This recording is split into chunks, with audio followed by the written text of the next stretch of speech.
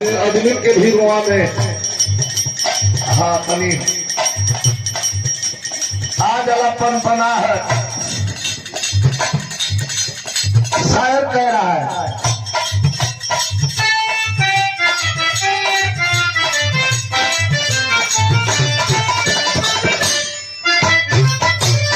रंगत की संगत में मादक कुलेल करे, प्रतिकर्ष में हर्ष काजल बढ़ावेला, बेला के ठन नजरिया से वार करे, हरकत जवानी में मदन सतावेला।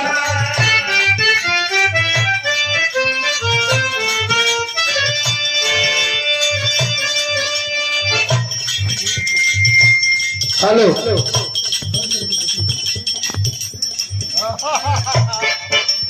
अरे आवा हो भाई, आवा आवा क्या हो उसका होली में मदमस्त महीना है। अच्छा मदमस्त महीना में तनी मदमस्ती में कुछ अरे चढ़ गई चढ़ दिया बढ़ गई मनवा, यही सब फगुआ में आगे लगता भानावा। सही बात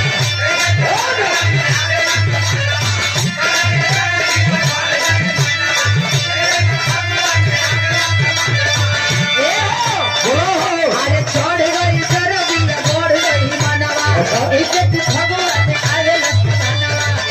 हमारी बात सुना बोला खबर के सच करे सही बात सुन लेना बाबू हो कभी ना। खबर के सच करे सही बात सुन लेना बाबू हो ये कभी ना। होली में जब सुख गई पूरा दीना, होली में जब सुख गई पूरा दीना, होली में जब सुख गई पूरा दीना, होली में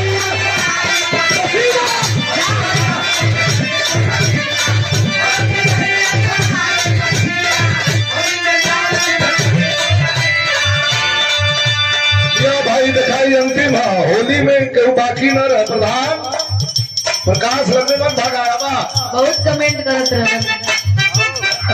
एक बार आना है आपको 7 तारीख को 7 मार्च को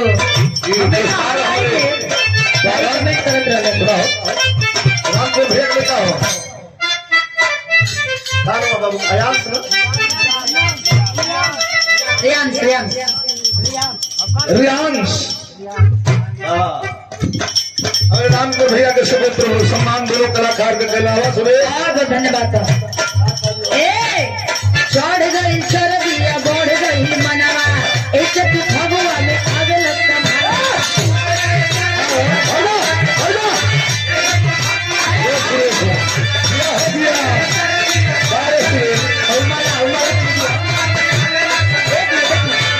कैसे हो सुरेश भैया मलवा दे दोनों कलाकारों के सम्मान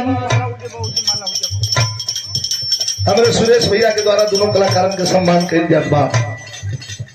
एक बार ताली बजा के आप लोग सम्मान कर रही। ये प्रेमी लोग हैं और हमारे छोटे भाई सुना मुंबई गले वालों के नाम है। चला तो फिर मुंबई गवाने सुरेश रखवा तो पका मुंबई अब न करूँ था ऐसे हो खबर के सच करे सही बात सुन लाए बाबू हो कभी ना। कैसे कैसे कैसे कैसे आई लगाता कि होली में आई रोकता अच्छा आई रोकता रोकता हाँ ये खाली लगा के आप में रंग जनाई हो। अच्छा बाल पका रंग जनाई कैसे कैसे खबर के सच करे सही बात बाबू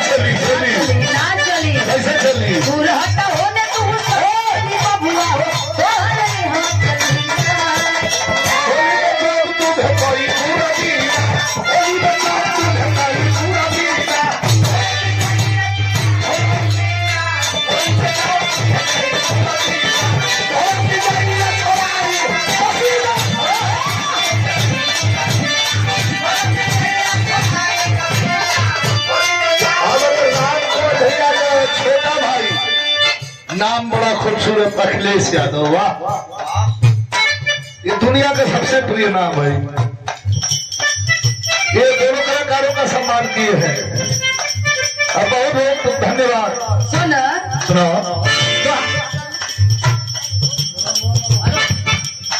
सुनो सुनो तोहर सन कल मिजाज ऐसे आवो तारा रोज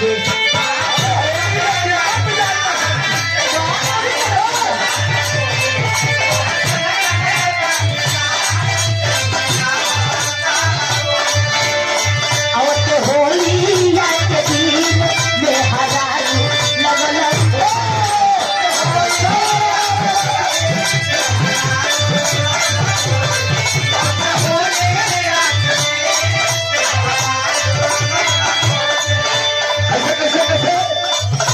अपन अपन तोहर सन कल मिजाज ऐसे आवो तारा रोज आवत होली या के दिन में हजारू लगल खोज अरे भारत पीछे कर लिया, अरे भारत पीछे कर लिया करम करी है, भारत पीछे कर लिया करम करी है, अब भगवा में मेरी राम करी है।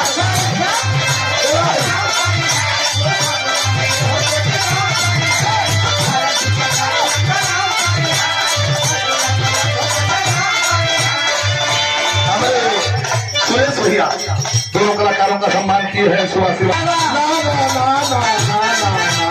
सुना बोलो छोरी दत साधा हो बड़ी हथवा तू ले चल हमरो छिया लेकिन एक बात सुन लो,